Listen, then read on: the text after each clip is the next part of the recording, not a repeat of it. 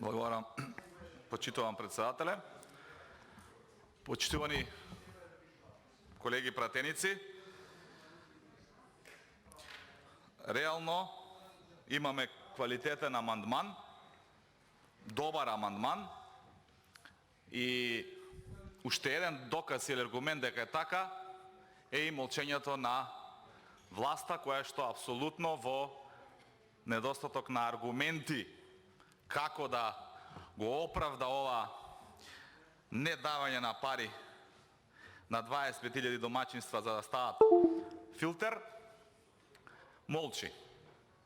Беше гласна за текстилните работници, на кои што исто не им даде пари.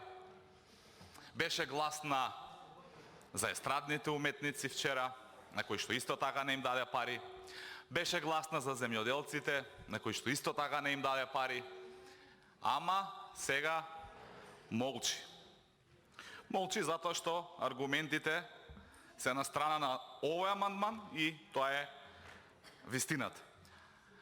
Ајде да видиме која е вистината во Република Македонија. Јас првин мора да истакнам дека сум оптимист, дека и покрај одбивањето на владата, овој амандман ќе помине со гласање на пратениците членови на комисијата. Зошто? Така верувам, затоа што исклучително го почитувам ребрендирањето кое што владачката ДУИ го направи изминатиот период и ја вкалкулира, односно ја зема зелената агенда во столбовите на своето действување и тоа е за поздрав и лично го поздравувам и се надевам, очекувам, убеден сум дека сега тој на дело ќе го покаже и двајцата пратеници на Демократската унија за интеграција, кои што се членови на Комисијата за финансирање и буџет со позитивно изјаснување за овој амандман, ќе придонесат да овој амандман биде вкалкулиран во буџетот, а тие да докаже дека реално и навистина ја преземале зелената агенда како еден од столбовите на своето действување. И ги повикувам да се изјаснат и позитивно да одговорат на ова наше барање, затоа што сметаме дека во време кога имаме сериозно голема сиромаштија во Република Македонија, реално е тоа, сите го гледаме, во време кога сме во еден кризен или посткризен период од пандемија, меѓутоа кризен многу од економски аспект, и заменикот министер зборуваше дека се очекува инфлација, се очекува зголемување на цените, реално се очекува дека ќе расне сиромаштијата.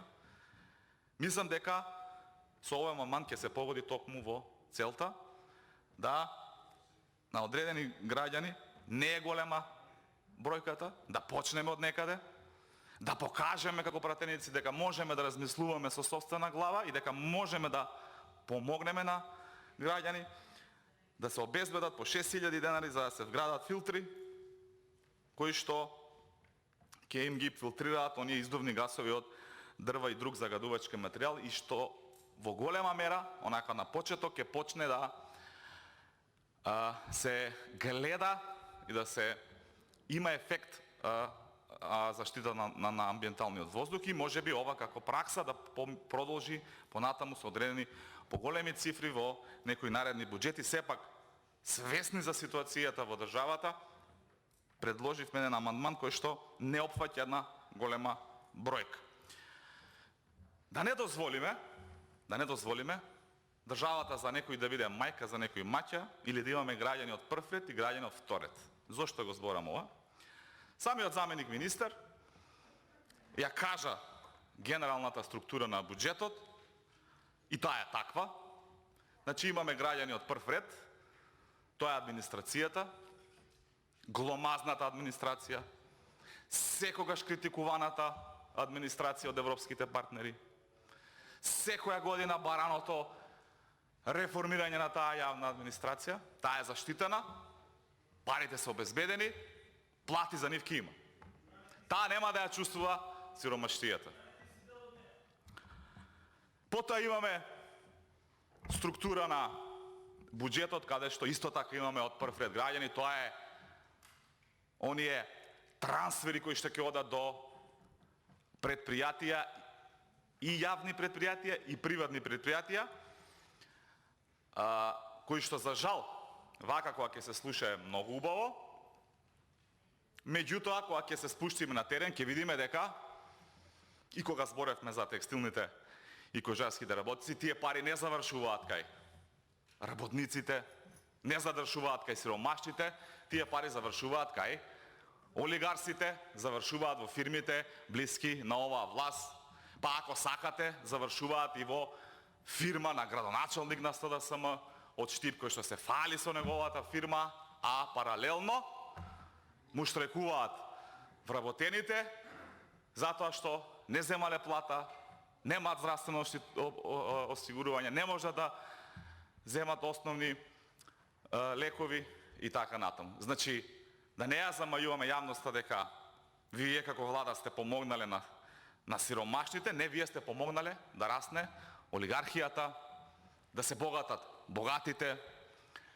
Кога овдека имаше во ова собрание предлог да се ограничи цената на тестирање од COVID-19 во пандемијата, да се ограничи цената на лекување во COVID пандемијата од приватните здравствени организации, вие повторно молчевте како владеечко мнозинство, за да сега видиме од билансите на тие приватни предпријатија како со непостапување оваа власт, оваа парламентарно мнозинство им обезбедило енормно богатење на тие фирми, енормно испумпување на пари од джебовите на граѓаните, и тоа вие малку сите мерки кои што ги предвидувате, зацкриени во божемна зелена агенда, ви се однесуваат на удирање по джепот на овој сиромашен народ, па сакавте и сакате да воведете еколошка такса на горив.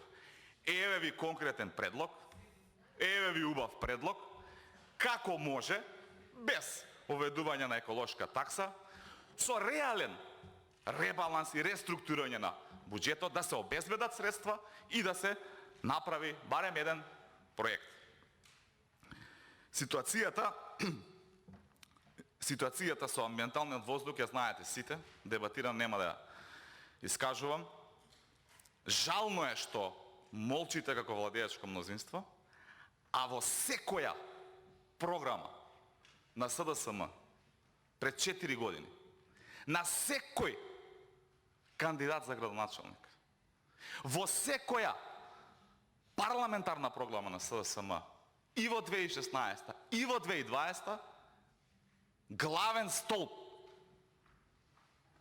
на програмата ви беше чист воздух. Зарем ќе дозволите да ги лажете граѓаните повторно, не прифаќајќи еден ваков амандман? Произлегува од програмата на СДСМ. Еве, не мора далека го предложило опозицијата. Еве, нек се приклучат од СДСМ. Нека биде ваш. Ама ајде, како собрание, еднаш да направите нешто добро за граѓаните на оваа држава и за амбиенталниот воздух. Еве ве повикувам, како колеги, не мора да ги криете главите, да ги наведнувате надоле, ајде да изгласаме, не се многу пари, нема да наштетите на буџетот, ќе покажете голема доблест. Во целиот структура на буџетот за животна средина, да не се повторувам, се намалени ставките од однос на ребалансот, не планирате да унапредите ништо, но она што исто така е застрашувачки во последниот период и она што се случува во секој град во Република Македонија, особено во Куманово, градот од кој што доаѓа, тоа се дивите депонии. Чистење на диви депонии 10,64% намалување од парите што сте ги предвиделе во буџетот со овој ребаланс. Се возите секаде, се движите, гледате, страшна е ситуацијата со дивите депонии. Она што уште пострашно, и тие горат во овој летен период, и дополнително, кога не е зимска сезона, односно грејна сезона, го загадуваат воздухот.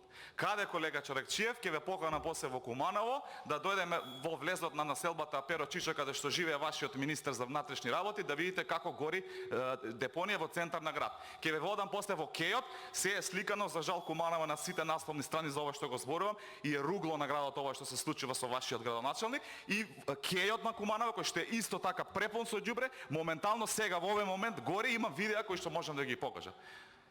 И тоа е некоректно вака, иритантно и понижувачки да се однесувате врз основа на проблеми кои што се реални, затоа што јас ќе се вратам сега во Куманово и ќе го дишам тој воздух кој што твојот градоначалник за 4 години не успел да го реши. Затоа ајде, заедно сите, и вие од СДСМ, и колегите од ДУИ, опозицијата од Алијанс Алтернатива, ајде да го изгласаме овој амандман, не се големи пари, ќе покажеме една голема морална и етичка норма овде во собранието и вредност која што ќе биде почитувана од граѓаните. Благодарам.